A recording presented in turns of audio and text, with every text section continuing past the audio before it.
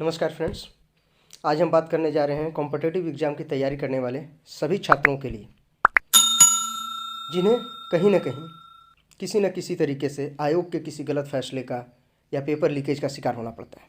तो हम आज बात करेंगे कि आयोग के द्वारा क्या कुछ गड़बड़ी की जा रही है और पेपर लीक की समस्या कैसे सोल्व हो सकती है और कुछ ज़रूरी डिमांड जो स्टूडेंट्स के लिए बहुत ही बेहद ज़रूरी है उनकी हम बात करेंगे।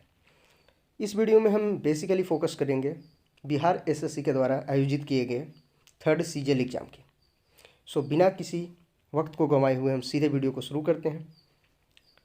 आप सभी इस वीडियो को पूरी तरह से देखें, बिना किसी भी स्टेप को मिस किए हुए हर एक पॉइंट को सही से देखें। फ्रेंड्स, जैसा कि हम सभी जानते हैं कि बिहार एसएससी के द्वारा थर्ड ग्रेजुएट लेवल एग्ज़ाम यानी तीसरी स्नातक स्तरीय परीक्षा का आयोजन 23 और 24 दिसंबर को किया गया था।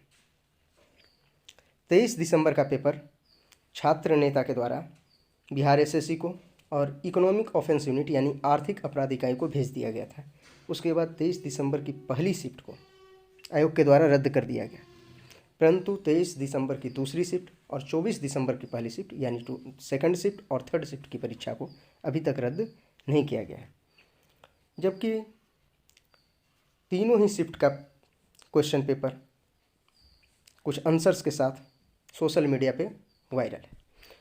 अगर हम न्यूज़ 18 टीवी चैनल के रिपोर्ट की माने तो 24 दिसंबर यानी थर्ड शिफ्ट का पेपर सोशल मीडिया पे एग्ज़ाम से पहले ही वायरल हो गया था। फिर भी आयोग के द्वारा किसी तरह का कोई निर्णय इस पर नहीं लिया गया। हालांकि 28 दिसंबर को आयोग के द्वारा एक लेटर इशू किया गया जिसमें बोला गया कि आप आयोग को या इकोनॉमिक ऑफेंस यूनिट को मेल भेज सकते हैं या बाई लेटर पोस्ट कर सकते हैं, जो 3 दिनों के अंदर करना था। तो 29, 30 और 31 को अगर 3 दिन लें तो भी आयोग के द्वारा अभी तक किसी तरह का कोई निर्णय नहीं लिया गया है। आज 2 जनवरी, आयोग ने कोई निर्णय लिया है? अभी तक आयोग ने कोई निर्णय नहीं लिया।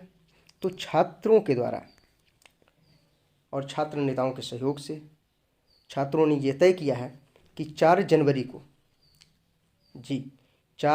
को पटना कॉलेज में सभी छात्र एकत्र होंगे और शांतिपूर्वक अपने डिमांड को रखेंगे। यानी छात्रों का जो आंदोलन है वो 4 जनवरी को पटना कॉलेज से शुरू होगा और बिहार एसएससी सचिवालय तक जाएगा। छात्र इसमें 2 तरीके से जुड़ सकते हैं। सबसे अच्छा तरीका फिजिकल, यानी जो छात्र पटना या उसके आसपास हैं या जो बाहर से आ सकते हैं, जिनके लिए ट्रांसपोर्टेशन ईजी है, वो छात्र अवश्य इसमें भाग लें। इसीलिए ये लगातार डिमांड है कि सिर्फ बिहार एसएससी के छात्र नहीं, जो दूसरे कॉम्पिटिटिव एग्ज़ाम की भी तैयारी कर रहे हैं, उन्हें भी इसमें ज़रूर छात्रों का सहयोग देना होगा, क्योंकि ये किसी एक छात्र का समस्या नहीं है। कुछ महीने पहले ही हमने देखा कि बिहार पब्लिक सर्विस कमीशन का पेपर यानी 67th बीपीएससी का पीटी का पेपर आउट हो गया था। बिहार में पेपर आउट होना है यानी पेपर लीकेज की समस्या ये बहुत बड़ी बीमारी बन गई है। सभी छात्रों को, चाहे वो किसी भी कॉम्पिटिटिव एग्ज़ाम की तैयारी कर रहे हैं, उन्हें इसमें अपना सहयोग अवश्य देना चाहिए। तो पहला और बेस्ट तरीका है कि वो छात्र जो आ सकते हैं या खास करके जो लोग पटना में रह के तैयारी कर रहे हैं वो अवश्य 4 जनवरी को आएँ और इस अभियान में शांतिपूर्वक तरीके से अपने सारे डिमांड को रखें। दूसरा तरीका ये हो सकता है कि जो लोग नहीं आ सकते हैं, जो दूर दराज में रहते हैं, दूसरे बड़े शहरों में रह रहे हैं, आने में उन्हें कठिनाई हो रही है, तो वो ऐसे लोग सेम उसी समय जिस समय छात्रों का आंदोलन पटना में चलता रहे, उसी समय वो ऑनलाइन तरीके से अपना रिप्रेजेंटेशन दे सकते हैं सोशल मीडिया के माध्यम, खास करके ट्विटर पे, जहाँ पे सभी राजनेता एक्टिव होते हैं, सारे लीडर्स एक्टिव होते हैं, वहाँ पे वो अपनी बातों को रख सकते हैं। ट्विटर पे लगातार ट्वीट करें तो दोनों ही तरीका प्रभावी होगा। पहला फिजिकल तरीका जिसमें लोग आएंगे, सभी छात्र अपनी मांगों को रखेंगे। तो ये तो बात हुई कि 4 जनवरी को सभी लोगों को पटना आना है और यहाँ पे अपने डिमांड बिल्कुल शांतिपूर्ण तरीके से, क्योंकि हम एक डेमोक्रेटिक कंट्री में रहते हैं और डेमोक्रेसी में सभी का ये हक है कि वो शांति तरीके से अपनी डिमांड सरकार के समक्ष रखें।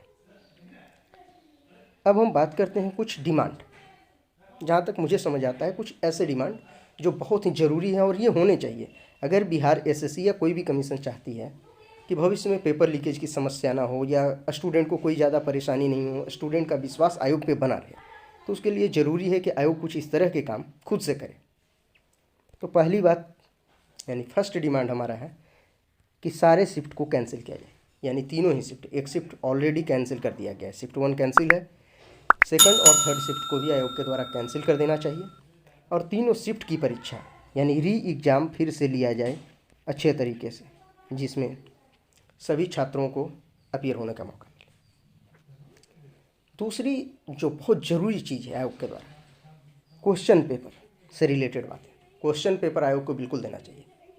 हम देखते हैं बाकी सारे पीसीएस एग्ज़ाम या दूसरे एसएससी के एग्ज़ाम में क्वेश्चन पेपर दिए जाते हैं। अगर सेंट्रल एसएससी की बात की जाए तो ऑनलाइन एग्ज़ाम होता है और कुछ दिनों के बाद आपको टेंटेटिव आंसर की के साथ क्वेश्चन पेपर आपको मिल जाता है डाउनलोड करने के लिए।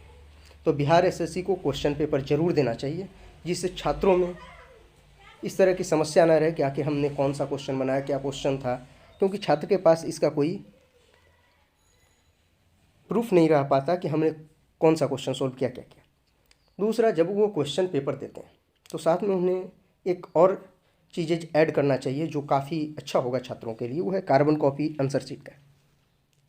जो आंसर छात्र रंगेंगे उसका एक कार्बन कॉपी अगर प्रोवाइड किया जाए तो ये बहुत ही अच्छा होगा।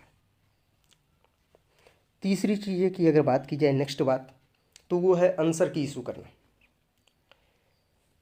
अगर बिहार एसएससी के द्वारा छात्रों को क्वेश्चन दिया जाता है और कार्बन शीट दिया जाता है, ये दोनों चीज़ होने के बाद जब बिहार एसएससी आंसर की इशू करती है तो स्टूडेंट अपना मार्क्स कैलकुलेट कर सकते हैं और आयोग पे भी उनकी विश्वसनीयता बनी रहेगी। ये आयोग के लिए भी ज़रूरी है और छात्रों के तो हित में है। नेक्स्ट, जब भी आयोग रिजल्ट पब्लिश करे तो अभी की तरह ये नहीं होना चाहिए कि हम केवल रिजल्ट दे दिए, पीडीएफ फॉर्मेट में रोल नंबर डाल दिए। रोल नंबर जो आप डालते हैं बिल्कुल सही है, लेकिन आपको कट ऑफ क्लियर देना होगा। दूसरा, किस स्टूडेंट को कितने मार्क्स आए ये भी पीटी के समय बता देना चाहिए कि इतने कैंडिडेट अपीयर हुए एग्ज़ाम में, इतने लोगों का प्रीलिम्स क्लियर हुआ है, और जिनका भी प्रीलिम्स क्लियर हुआ या नहीं हुआ है उन सभी के क्रम से इतने इतने मार्क्स आए। सो फ्रेंड्स, आप सभी से यही अपील रहेगी कि आप सब बिल्कुल पटना आएँ और 4 जनवरी को आयोग के समक्ष शांतिपूर्वक तरीके से अपना सारे मांग रखें। हमने कुछ ज़रूरी मांगे जो स्टूडेंट के हित में है उसका यहाँ जिक्र किया है। अगर आपको लगता है कि कुछ मांग छूट गया है यहाँ पे, यानी कुछ ऐसे भी डिमांड्स हैं जो आपको हमने वीडियो में नहीं डिस्कस किए हैं, छूट गए हैं, तो आप अवश्य बताएं, कमेंट बॉक्स में उस डिमांड को रखें। उस डिमांड के साथ 4 जनवरी को अपनी बातें ज़रूर रखें, जिससे क्या होगा कि आयोग पे दबाव बनेगा, गवर्नमेंट इस पे एक्शन लेंगी और एग्ज़ाम सिर्फ कैंसिल नहीं किया जाएगा बल्कि सही तरीके से करवाया जाएगा, क्योंकि कैंसिल कर देना एग्ज़ाम को ये किसी समस्या का समाधान नहीं है। ऐसे तो होगा क्या, एग्ज़ाम कैंसिल किया जाएगा, फिर से एग्ज़ाम री एग्ज़ाम होंगे, उसमें भी इस तरह की धांधली होगी, तो ये एक सिलसिला बन जाता है। सो ज़रूरी है कि सिर्फ एग्ज़ाम कैंसिल नहीं हो बल्कि नेक्स्ट जो री एग्ज़ाम हो वो बिल्कुल सही तरीके से, निष्पक्ष तरीके से हो सके, फेयर एग्ज़ाम, जहाँ किसी तरह का कोई धांधली नहीं हो। तो इसके लिए कुछ ज़रूरी डिमांड्स जहाँ तक हमारी समझ में है वो हमने आपको बताया।